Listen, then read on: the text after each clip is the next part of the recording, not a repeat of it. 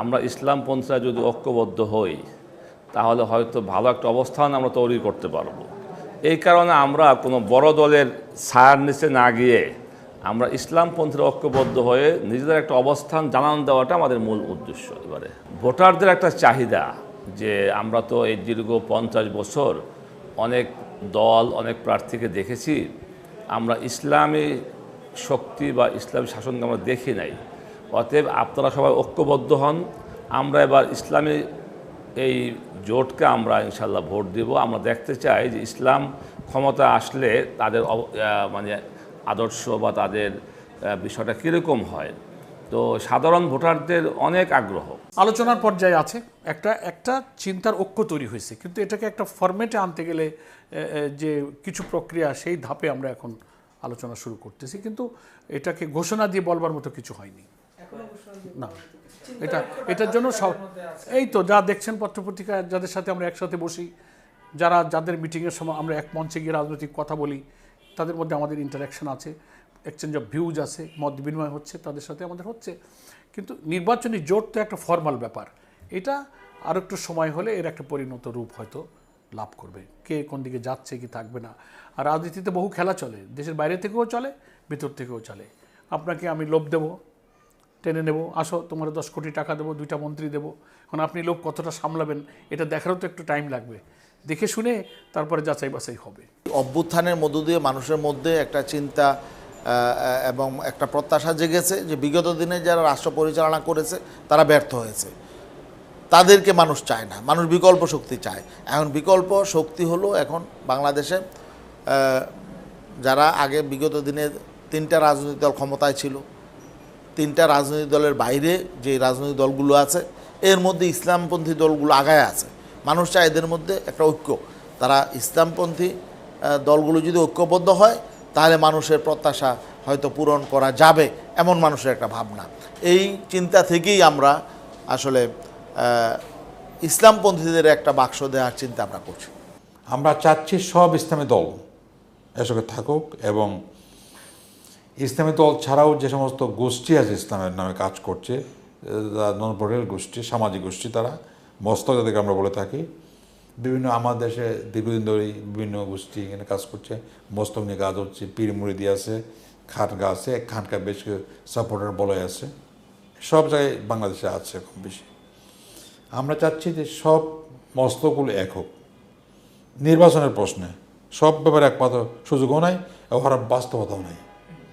এবং আমরা চাচ্ছি সব মস্তক এক হয়ে ইসলামের পক্ষে তারা ভোট দান করুক, এবং রাজনৈতিক দলগুলো যা ইসলামের জন্য কাজ করে তারাও একইভাবে এক হয়ে একই বাক্সে তারা ভোট দান করুক। এটা আমাদের চাওয়া, আমরা এই নিয়ে কাজ করছি, আমরা আশা করছি এটা সফল হবে।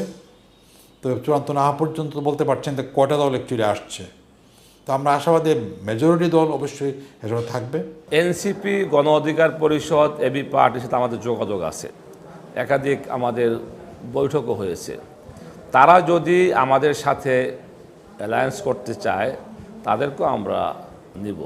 জামাতকে আসলে বাদ রেখে বা জামাতকে রেখে কোনো আলোচনা আমাদের এই বিষয়ে হয় নাই, এবং জামাতের সাথেও আমাদের কোনো আনুষ্ঠানিক বৈঠকও হয় নাই। হ্যাঁ, তো আসলে জামাতের সাথে আমাদের জোট হবে কি হবে না এই বিষয়টা আমাদের পরবর্তী আমাদের আলোচ্য বিষয়।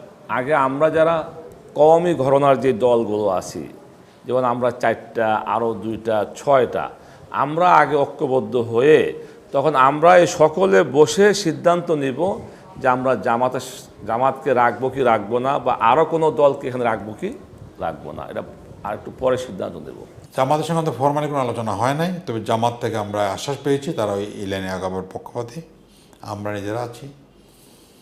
মামুল হকের যে বাংলাদেশ খেলার মজলিস, এটাও থাকার সম্ভব, তাদের দিনে তারা আমাদের বলছে তারা থাকবেন, তবে তারা এখন নিশ্চয় দিচ্ছেন না, আর তারা কিছু অবজার্ভ করার চেষ্টা করছেন।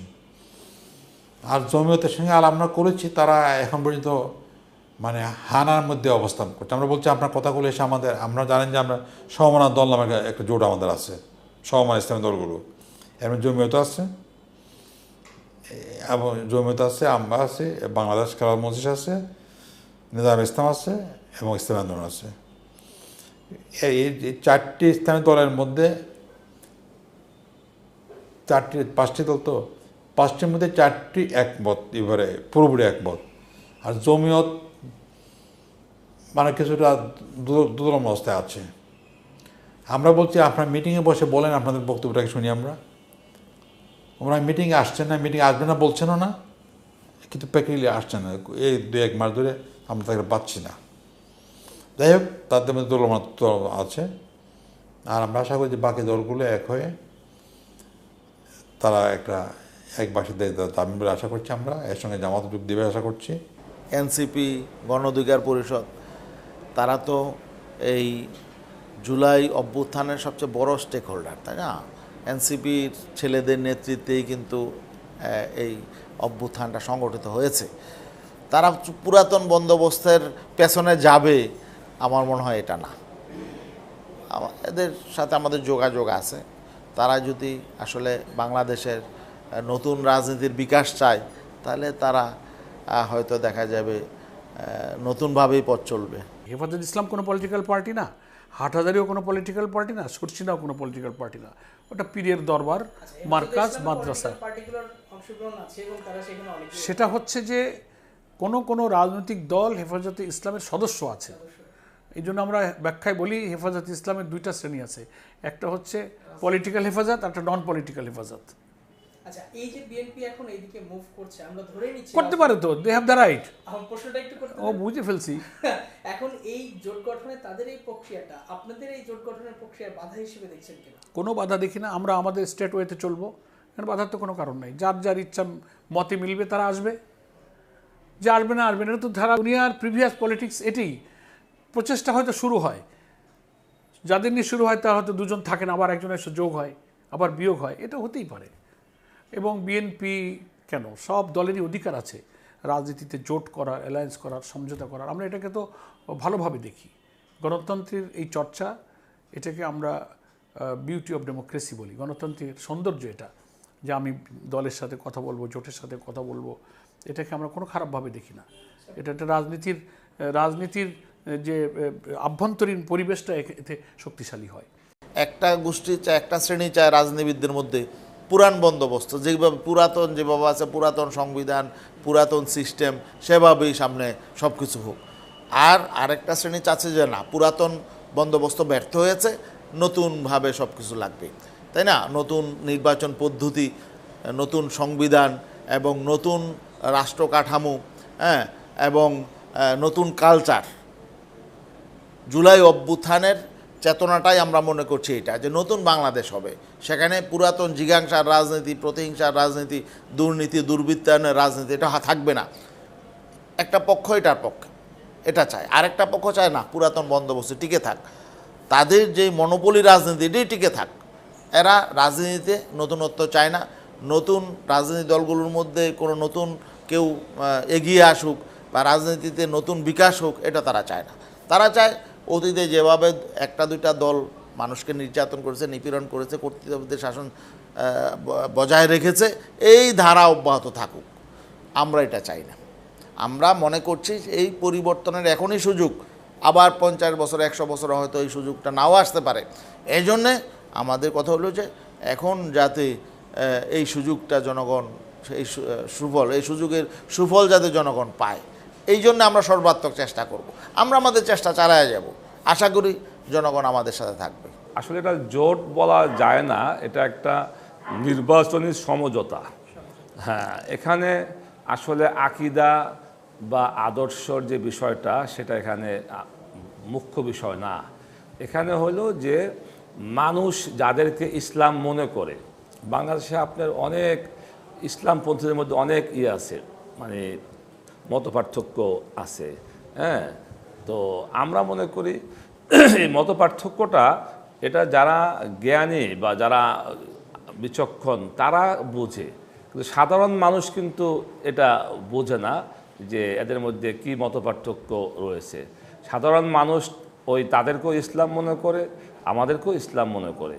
তো এই জন্য আমরা ওই মতপার্থক্য, মাসলাক, মাযহাব যা আছে, এগুলোকে আমরা একটু জায়গায় আপাতত রেখে আমরা এই হয়তো কয়েক মাসের জন্য আমরা একটা মানে সমঝোতা করতে চাই। তো এখানে আমাদের ওই মতপার্থক্য বা আদর্শ ওই মানে তরিকাপন্থী বা কার মত কি পথ ওটা আমরা বিবেচনায় না এনে আমরা বৃহত্তর স্বার্থে বা যাদেরকে মানুষ ইসলাম মনে করে তাদেরকে আমরা এক করার চেষ্টা করছি।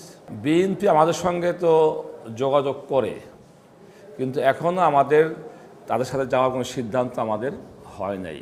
আমাদের সিদ্ধান্ত এখনও আমরা ইসলামপন্থীদের জোট করার দিকে।